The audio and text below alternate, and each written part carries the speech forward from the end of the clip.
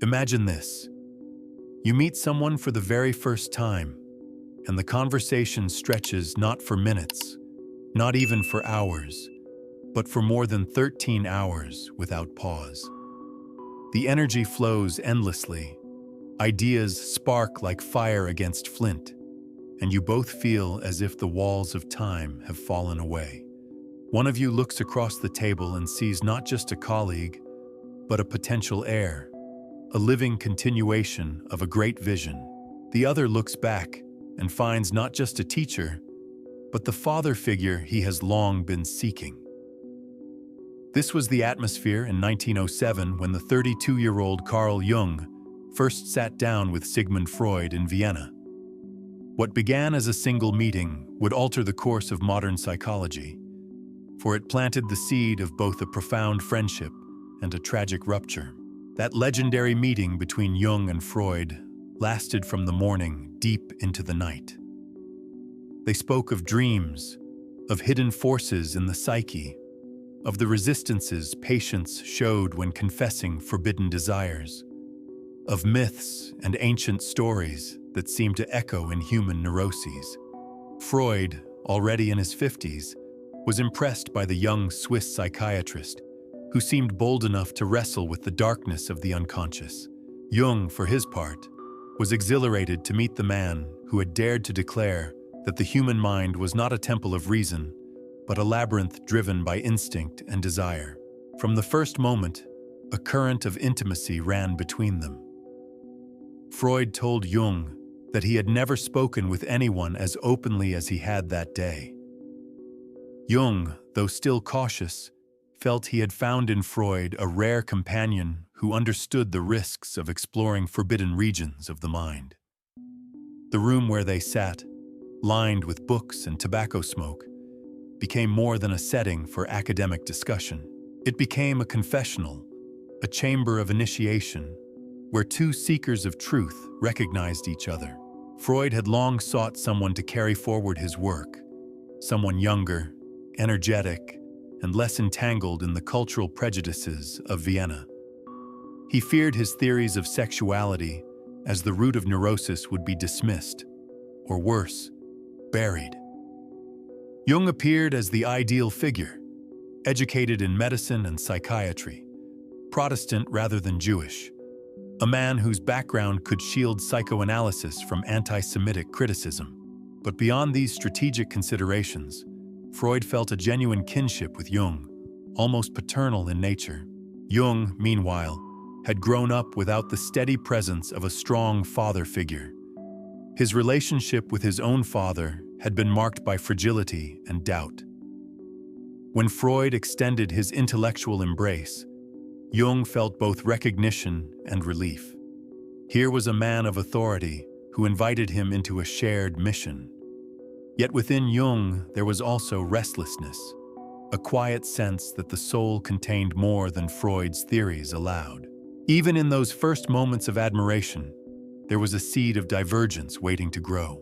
As the hours of that first conversation passed, they spoke of cases that revealed uncanny parallels between patients' dreams and ancient myths. Freud remained cautious, grounding his interpretations in hidden desires, often sexual in origin. Jung, however, was intrigued by the broader implications. Could the unconscious also carry the memory of humanity's myths, its sacred symbols, its timeless patterns? Already, the outlines of Jung's later idea of the collective unconscious shimmered in the background.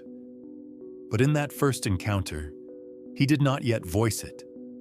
Instead, he listened, absorbed, and respected the authority of the older man who welcomed him so warmly. The 13-hour meeting ended not with exhaustion, but with a promise. Freud confided that he saw in Jung his crown prince, the one to inherit and expand the fragile but growing kingdom of psychoanalysis. Jung, both flattered and burdened, accepted the mantle without protest. Together they imagined a new era where the unconscious would no longer be ignored, where the human psyche would be studied as rigorously as anatomy or chemistry. It was not just professional alignment. It was personal. Their bond would soon be woven through letters written with warmth, at times with tenderness, reflecting a closeness rarely seen between two intellectuals. But before the letters, before the declarations of loyalty and eventual disappointment, there was this first day. A day when two men, separated by 20 years of age but joined by shared vision, believed they had found in each other both ally and mirror. And so the story begins, with a spark that would burn bright, but not forever. For every deep friendship that touches the soul contains the potential for heartbreak, especially when two strong spirits carry within them different visions of truth. At this starting point, however, the future lay hidden, and all that could be felt was the exhilaration of recognition. In this opening chapter of their relationship, we see not only the thrill of discovery, but also the quiet foreshadowing of rupture.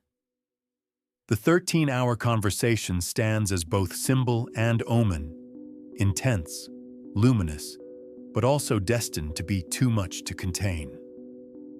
Freud found his heir, Jung found his father figure, and together they set out on a journey that seemed unbreakable. But as the path would reveal, admiration would give way to doubt, and loyalty would yield to the necessity of independence. The seed of their bond was sown that day, and it would flourish in the years to come. Letters would cross borders, conferences would unite them, and for a time the world would see them as inseparable. Yet within Jung, questions would begin to stir, questions that would slowly strain the ties of affection. That is where our story will lead next, into the heart of their father-son dynamic, and the fragile yet powerful alliance that would define the early years of psychoanalysis. The friendship that blossomed from that first meeting soon grew into something deeper, almost familial. To Freud, Jung was not just a colleague, he was the embodiment of continuity, the hope that psychoanalysis would outlive its founder. In a world where Freud was surrounded by skeptics and detractors, Jung appeared as the faithful son, bold enough to defend him, yet humble enough to honor his vision. It was a relationship Freud would cherish with surprising tenderness, one that he even described in paternal terms. To Jung, this was intoxicating. He had found in Freud the stern but admiring father figure his childhood had lacked. The letters they exchanged during this period reveal just how warm and intimate their bond became. Freud often signed his letters with affection, and Jung responded in kind. These were not dry academic notes filled with citations and sterile arguments. They were personal, confessional, even vulnerable. Freud wrote of his anxieties about the reception of his theories, about the critics who dismissed him as obsessed with sex and pathology.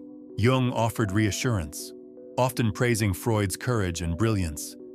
Jung, in turn, shared his doubts and uncertainties, his struggles with professional responsibilities, and Freud responded with guidance and encouragement. It was not unusual for Freud to refer to Jung as his crown prince, or even his son. These words carried more than metaphorical weight. Freud had biological sons, yet with Jung there was something different, a union of minds, a passing of the torch, a kind of intellectual lineage that felt almost spiritual. To Jung, who had grown up in the shadow of a gentle but faltering father, Freud's strong embrace offered both stability and recognition. Theirs was also a partnership under siege. Psychoanalysis in the early 20th century was not widely accepted. Many in the medical establishment dismissed it as pseudoscience, too speculative, too reliant on the messy terrain of dreams and fantasies. Freud was frequently accused of scandal for his fixation on sexuality, and his Jewish background in an anti-Semitic Europe made him a convenient target. Jung's presence as a Swiss Protestant gave psychoanalysis a broader appeal, helping Freud shield the movement from attacks rooted in prejudice. In Jung, Freud saw not just a loyal disciple, but a strategic ally who could legitimize the work across cultural and academic boundaries. Their alliance was put to the test when they traveled together, presenting psychoanalysis to audiences that were often hostile. In 1909, they journeyed to the United States to deliver lectures at Clark University. The trip was a triumph. Freud and Jung stood side by side, presenting the unconscious mind as a new frontier of human knowledge. Newspapers reported on their arrival, scholars debated their ideas, and for a brief time it seemed as though psychoanalysis might gain the acceptance it had long been denied. On that voyage across the Atlantic, they spent countless hours together, cementing their roles as father and son of a growing movement. Yet beneath the surface, small cracks were already beginning to form. Jung admired Freud, but could not silence his inner sense that the psyche was vaster than Freud's theories suggested. Still, in these early years, loyalty outweighed doubt. When others criticized Freud, Jung defended him. When the weight of ridicule threatened Freud's morale, Jung became his shield. In turn, Freud placed increasing trust in Jung, even appointing him as the first president of the International Psychoanalytic Association in 1910. This was not just recognition, it was the public declaration that Jung was the heir apparent. But inheritance can be both blessing and burden. The closer Jung drew to Freud, the more he began to feel the weight of expectations pressing on him. Could he truly carry forward Freud's vision without altering it? Was he meant to preserve the father's doctrines unchanged, or to allow his own insights to emerge? Within their affectionate correspondence and public unity, an invisible tension stirred. The tension between devotion and independence. At times, their letters read almost like a dialogue between two parts of the same psyche. Freud was the voice of structure, of boundaries, of restraint, insisting that all psychic phenomena be traced back to repressed sexual drives. Jung, while respecting Freud's genius, felt the whispers of something larger. Myths that echoed across cultures, symbols that appeared in dreams, religious impulses that could not be reduced to biology alone. For the moment, Jung held these inklings in silence, unsure whether to voice them. This stage of their relationship was marked by deep intimacy and the sweetness of shared purpose. Freud called Jung the man who would assure the survival of psychoanalysis. Jung basked in that trust, yet a part of him sensed the danger of too much closeness. Just as a son eventually feels the need to step out from under a father's shadow, Jung's spirit longed for independence. He did not yet act on it, but the tension was there, quiet, invisible, waiting. The world saw them as inseparable, father and son of the unconscious. The Clark University lectures, the public appointments, the affectionate letters, these were the outward signs of unity. But in every bond between mentor and heir lies the possibility of rupture, for no heir can remain forever a mere extension of his predecessor. In these years of closeness, we glimpse both the beauty and fragility of their alliance. Freud found stability in Jung's loyalty. Jung found recognition in Freud's embrace. But just as the first cracks in ice often appear unnoticed, so too did the seeds of disagreement begin to form between them. And it is to those seeds we must now turn, to the subtle differences in vision that, though at first barely perceptible, would soon grow into a chasm that could no longer be crossed. The closeness of Jung and Freud's relationship seemed, for a time, unbreakable. To the outside world, they were a united front, intellectual father and spiritual son, defending psychoanalysis against ridicule and hostility. But even as they exchanged affectionate letters, even as they stood side by side at conferences and on ocean liners, Jung began to sense a disquiet stirring within him. It was as if the more he absorbed Freud's thought, the more his own imagination whispered back. The human psyche is larger than this. For Freud, sexuality was the cornerstone of the unconscious. His theory of repression, his analysis of dreams, his interpretation of neuroses, all returned to the idea that forbidden desires, chiefly sexual in nature, were pushed into the unconscious, where they exerted their power in disguised form. To him, the libido was the psychic energy underlying human life.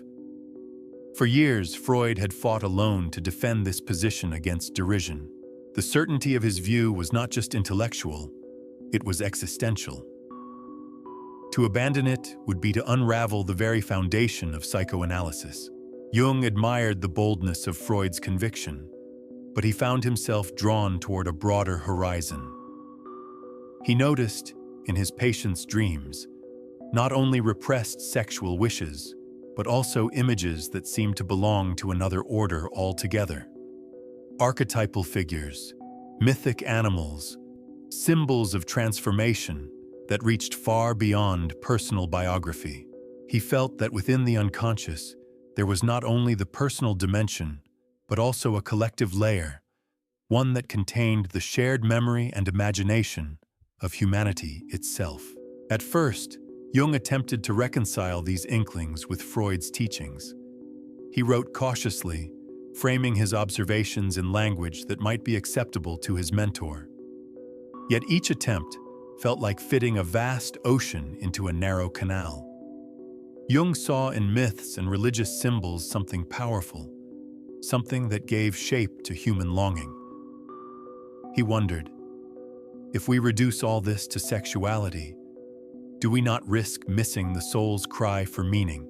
In their conversations, the cracks began to show. Freud would insist, everything comes back to sexuality. Jung would hesitate, then suggest, but perhaps there is more. Perhaps libido is not only sexual energy, but a more general psychic energy that can take many forms. Freud bristled at this suggestion. To him, any broadening of the libido was a dilution, a retreat into vagueness. To Jung, Freud's insistence felt like a narrowing, a refusal to see the richness of the psyche. Their letters from this period reveal tension beneath the politeness. Freud pressed Jung to defend psychoanalysis against critics, to maintain unity, to hold fast to the doctrine of sexual etiology. Jung responded with respect, but grew increasingly restless. He began writing of symbols, of transformations, of psychic energy that manifested in religion and art. Freud, reading these words, saw the danger. If Jung's views spread, psychoanalysis might fracture. The dynamic between them took on the qualities of their archetypal roles. Freud, the stern father, demanded fidelity to the principles that had cost him years of isolation. Jung, the son, admired the father yet longed for his own path, sensing that to remain obedient would be to betray himself. The father wanted to protect the integrity of the house he had built. The son felt the call to leave and build his own. Still, the affection did not vanish overnight. Even as disagreements surfaced, Freud continued to write warmly. Jung continued to sign his letters with devotion. But those who looked closely could see the shifting ground. At conferences, Jung began to voice ideas that startled his mentor. He spoke of symbolism in dreams, of psychic forces that could not be explained by sexuality alone. Some listeners were intrigued. Freud was alarmed. For Freud, the stakes were survival. He had faced ridicule and hostility for insisting that repressed sexual desire was at the heart of neurosis. If he conceded that the libido could mean anything broader, spirituality, creativity, myth, then the sharpness of psychoanalysis would be blunted. It would, he feared, dissolve into metaphysics. For Jung, however, the stakes were truth. He could not ignore what he saw in the dreams of patients, what he felt in the depths of his own psyche. To him, Freud's reduction of everything to sexuality was not only incomplete, but suffocating. The tension grew during their travels together. On trains, in hotel rooms, over meals, their debates became more pointed. Freud would argue, Jung would push back, and beneath the intellectual sparring, there was the ache of loyalty tested. Could Jung continue as heir if his vision no longer matched the father's? Could Freud bear to see his crown prince deviate from the path? The seeds of separation were now visible, though neither man yet admitted it. To Freud, Jung's hesitations looked like betrayal in the making. To Jung, Freud's rigidity looked like tyranny of thought. Yet for a time, they continued to walk side by side, father and son, teacher and disciple, bound by affection and by the shared recognition that the unconscious mattered. But the center could not hold forever. This period, when cracks first appeared, is perhaps the most poignant. It is the moment when love and loyalty still tried to hold back the tide of difference. Freud clung to Jung with increasing urgency. Jung held back his deeper convictions with increasing effort. Each man sensed the approaching storm, but neither could stop it. And so we arrive at the threshold. The moment when Jung, unable to contain himself any longer, would put his vision into writing. That work would bear the title Symbols of Transformation, and it would be the spark that turned hidden disagreement into open rupture. When Jung finally gave shape to his inner vision, it came in the form of a book that would redefine the path of his life. Symbols of Transformation. Published in 1912, it was a work unlike anything Freud had expected, and it became the dividing line between them. In it, Jung proposed that the psyche was not solely the theater of repressed sexual desire. Instead, he saw the unconscious as a vast reservoir of images, myths, and archetypes, patterns of meaning that stretched across cultures and generations. For Jung, dreams were not merely the disguised fulfillment of forbidden wishes. They were also messages from the deeper layers of the psyche, bearing symbols of renewal, death, and rebirth. In Symbols of Transformation, he described mythological motifs, heroes, dragons, journeys into darkness, as living expressions of psychic energy. Libido, he argued, should not be reduced to sexuality alone, but understood as a more general life force, capable of expressing itself in art, religion, spirituality, and the longing for transformation. To Jung, this was a necessary expansion. He could no longer remain confined within Freud's walls. He felt that the soul itself was calling him, that human beings needed more than reduction to their bodily instincts. They needed meaning, and meaning was carried in symbols that stretched back to the dawn of humanity. But to Freud, Jung's book was nothing short of heresy. The foundation of psychoanalysis, the very thing he had defended against a hostile world, was the centrality of sexuality in the psyche. For Freud, it was not a negotiable point. It was the cornerstone. He read Jung's book with dismay, interpreting it not as a respectful expansion, but as betrayal. Where Jung saw symbols of the spirit, Freud saw a disciple wandering into mysticism, risking the credibility of the entire movement. The correspondence between them during this period reveals the pain of their divergence. Freud pleaded with Jung not to abandon the sexual theory, warning that to dilute it would endanger psychoanalysis. Jung replied with careful words, trying to explain that he was not rejecting Freud's discoveries, but enlarging them. But for Freud, enlargement meant dilution. He could not see it as enrichment, only as deviation. Their personal relationship, once tender and intimate, began to fray. Freud wrote less warmly, more critically. Jung, though respectful, grew more defiant in tone.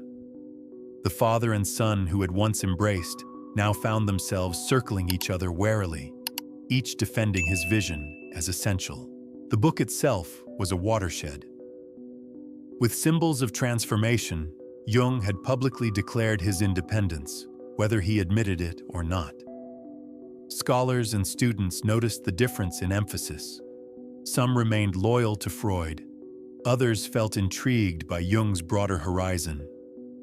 A split in the movement was becoming visible, even if the two men still clung, in letters and public gestures, to a semblance of unity. The psychological meaning of this moment is profound. Freud, embodying the father archetype, demanded fidelity to the law he had laid down. Jung, embodying the son archetype, could no longer remain obedient without silencing his soul. What looked outwardly like a professional disagreement was inwardly an archetypal drama. The son must break from the father to claim his destiny. Yet the breaking was not without anguish. Freud interpreted Jung's move as betrayal. He had invested trust, affection, and hope in his heir. To see him walk another path felt like abandonment. To Jung, the real betrayal would have been to deny the truth of what he saw in the psyche. To follow Freud unquestioningly would have meant betraying himself. Thus, each man accused the other of betrayal. Each man felt wounded, and both were correct in their own way. In the years that followed the book's publication, their relationship spiraled into confrontation. Letters became barbed, conferences tense. At one point, Freud collapsed after a heated debate with Jung, an event that seemed to embody the stress and sorrow of their conflict. The bond that had once seemed unshakable was unraveling thread by thread, and yet, even in rupture, there remained a strange tenderness. Jung later admitted that his heart ached over the loss of Freud's friendship. Freud, despite his anger, never fully erased the memory of his affection for Jung. But the break was inevitable. The son had spoken his truth, and the father could not accept it. Symbols of transformation thus became more than a book. It was the boundary marker between two visions of psychology. On one side stood Freud, holding fast to the primacy of sexuality, determined to defend his fortress. On the other stood Jung, gazing toward the horizon of myth, symbol, and spirit, determined to follow the call of the soul. The rupture was no longer hidden. Their alliance had reached its breaking point, and the movement they once built together would now divide into two streams. What remained to be told was the aftermath, the painful break itself, and the legacy it left for the generations to come. By the time symbols of transformation had settled into the intellectual world, the relationship between Jung and Freud was already trembling on the edge of collapse. What had once been a partnership described in terms of father and son, heir and crown prince, now strained under the weight of irreconcilable differences.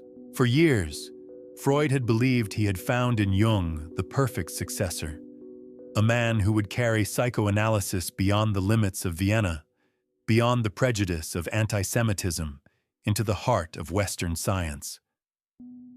Jung, for his part, had accepted that mantle, writing and lecturing in Freud's defense. But with his book, Jung had revealed the truth. He was not content to be an heir. He needed to be a founder. The final unraveling did not occur in a single moment, but rather through a series of bitter exchanges. Freud began to treat Jung with suspicion, questioning his loyalty, interpreting his innovations as undermining rather than enriching psychoanalysis. Jung, in turn, bristled at the constant pressure to conform. Their letters became strained, their meetings more combative. The warmth of paternal affection cooled into intellectual rivalry, and the joy of companionship hardened into mutual disappointment. One of the most symbolic events of their rupture occurred in 1912, during a debate in which Jung pressed his vision of the psyche against Freud's insistence on sexuality. Accounts tell us that Freud, overwhelmed by stress, suddenly fainted in Jung's presence. Jung later remarked that this collapse felt to him like an unconscious gesture of resistance. Freud literally could not tolerate the confrontation. Whether one interprets it psychologically or physiologically, the episode captured the intensity of their conflict. The father could not bear to yield. The son could not continue to obey. By 1913, their break was complete. Jung resigned from the International Psychoanalytic Association, stepping away from the movement he had once been chosen to lead. Freud, wounded and angry, never forgave what he saw as betrayal. In his correspondence with others, he spoke of Jung with bitterness.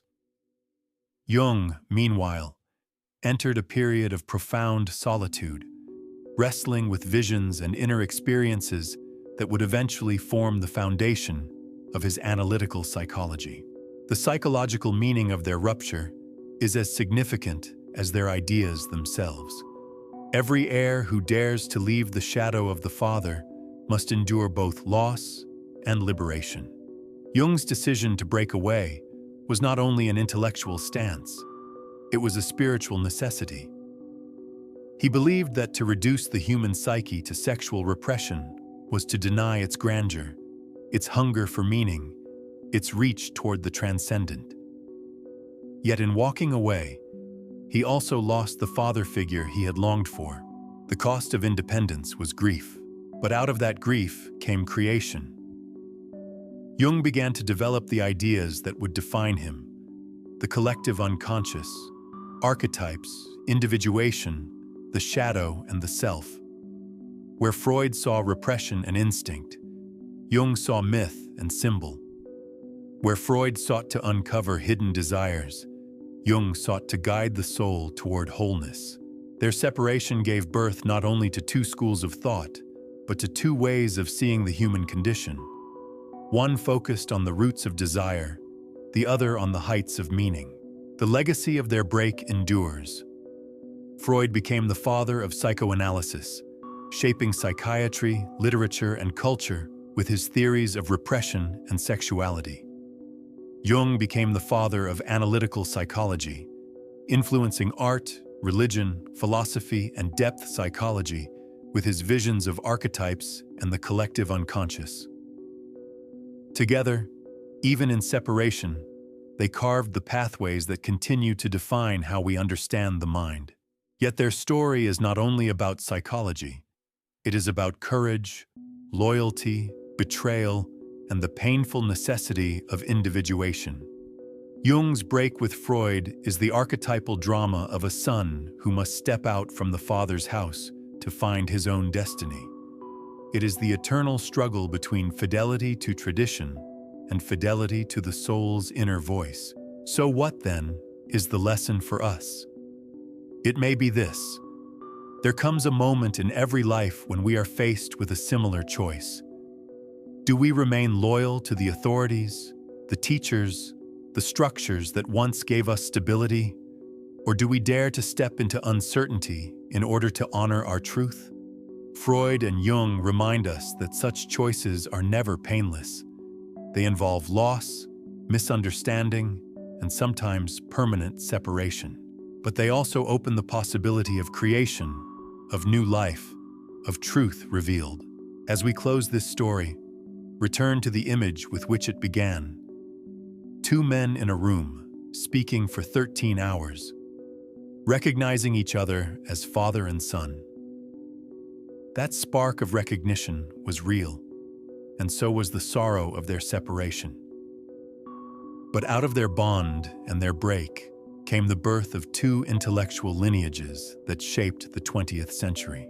In their struggle, we see the human drama writ large, the yearning to belong, the necessity to break away, and the courage to follow the voice of the soul. And so we are left with the question: what matters more, to remain faithful to the Father or to remain faithful to oneself? Jung answered with his life. He chose the painful road of independence, and in doing so gave psychology a vision of the human spirit that still resonates today. The story of Jung and Freud is more than a chapter in the history of psychology. It is a parable about human growth, about the delicate dance between loyalty and independence. To Freud, Jung was not only a promising disciple, but the chosen heir, the son of his spirit. To Jung, Freud was not only a brilliant thinker, but the father he had longed for. Their intimacy was real, their affection deep. And yet, like all bonds between father and son, it carried within it the necessity of separation. The rupture between them was painful, but it was also inevitable.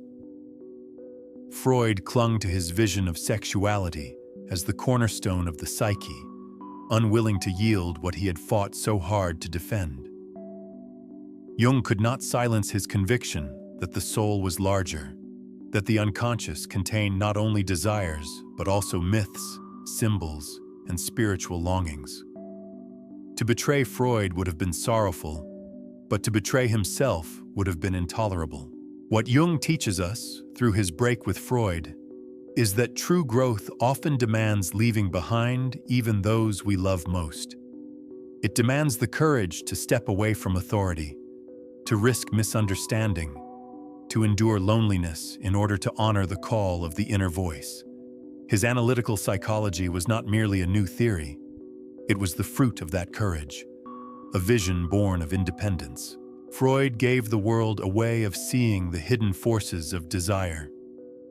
Jung gave the world a way of seeing the deeper hunger for meaning.